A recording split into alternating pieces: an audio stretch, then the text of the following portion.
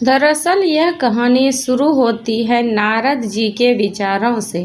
नारद जी धरती पर रहने वाले लोगों को देखते हुए स्वर्ग में विचलन कर रहे थे। धरती पर रहने वाले लोगों के कर्म को देखकर नारद के मन में कर्मों के फल और पापों के दंड को लेकर विचार आए।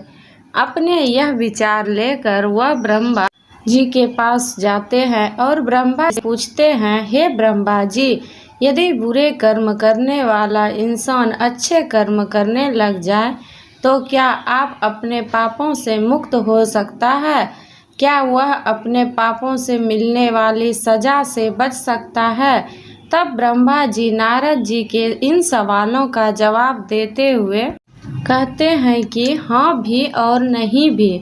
हाँ का मतलब यह कि अगर कोई इंसान अपने किए गए पापों से मुक्ति पाना चाहता है तो उसके लिए निस्वार्थ भाव से अपनाया गया दान, पुण्य, कर्म और भक्ति का रास्ता सबसे उत्तम होता है। अगर इंसान दिल से अपने पापों का पश्चाताप करते हुए निस्वार्थ भाव से दान, पुण्य, धर्म और भक्ति का रास्ता अपनाता है तो वह उस जन्म में अपने मिलने वाले पापों के दंड से मुक्त हो सकता है।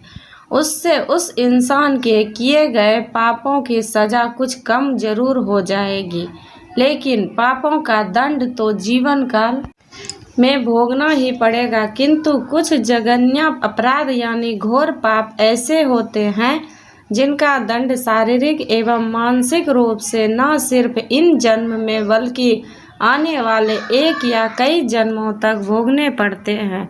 यानी इंसान के कर्म कभी पीछा नहीं छोड़ते। तो ऐसे में अगर इंसान दिल से अपने पापों का पश्चाताप करते हुए निस्वार्थ भाव से दान, पुण्य, पशु पक्षियों तथा लाचार इंसान एवं जानवरों की सेवा, धर्म और भक्ति का रास्ता अपनाता है तो आगे के जन्मों में पिछले वाले जन्मों के घोर अपराधों की सजा नहीं भोगनी पड़ती है।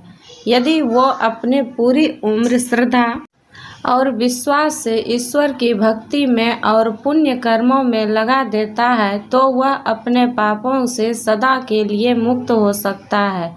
पूरी श्रद्धा से की गई भगवान की भक्ति और निस्वार्थ भाव से अपनाया गया दान, पुण्य, धर्म और भक्ति में इतनी शक्ति होती है कि इंसान मोक्ष तक को प्राप्त कर सकता है।